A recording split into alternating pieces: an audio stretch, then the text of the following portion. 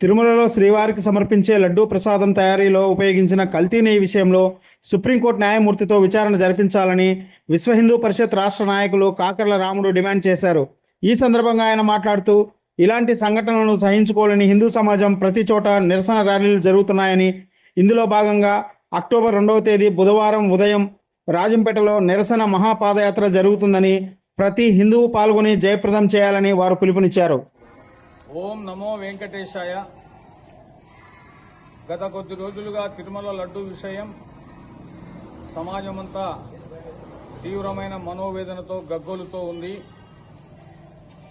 వెంకటేశ్వర స్వామికి కలుషిత నైవేద్యం సమర్పించడము అన్నటువంటి విషయం ల్యాబొరేటరీల నివేదికల ఆధారంగా టీటీడీ అధికారులు, ప్రభుత్వ అధినేతలు కూడా ఆ విధమైన సమాచారం పత్రికాముఖంగా ఇవ్వడంతో హిందూ సమాజం అంతా దేశవ్యాప్తంగా, ప్రపంచవ్యాప్తంగా ఉండేటువంటి వెంకటేశ్వర స్వామి భక్త సమాజం మరియు హిందువులంతా కూడా తీవ్రమైన మనోవేదనకు గురి అయ్యారు.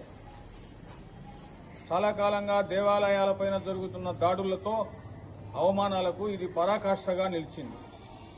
దీన్నంతటినీ సహించలేని హిందూ సమాజం ప్రతి చోట తీవ్రమైన నిరసన ఉద్యమం, ర్యాలీలు జరుగుతున్నాయి.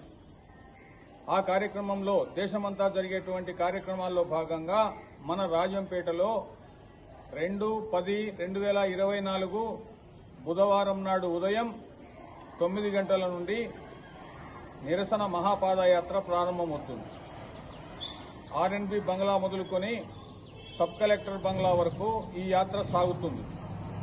హిందువులందరికీ సంబంధించినటువంటి ఈ యొక్క మహాపాదయాత్రలో ప్రతి హిందువు పాల్గొనడం ద్వారా మనము హిందువుగా నిరూపించుకుందాం.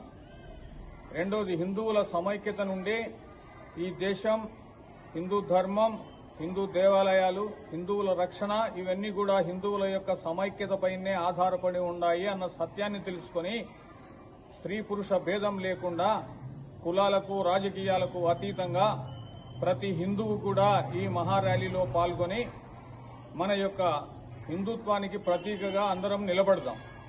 జై శ్రీరామ్.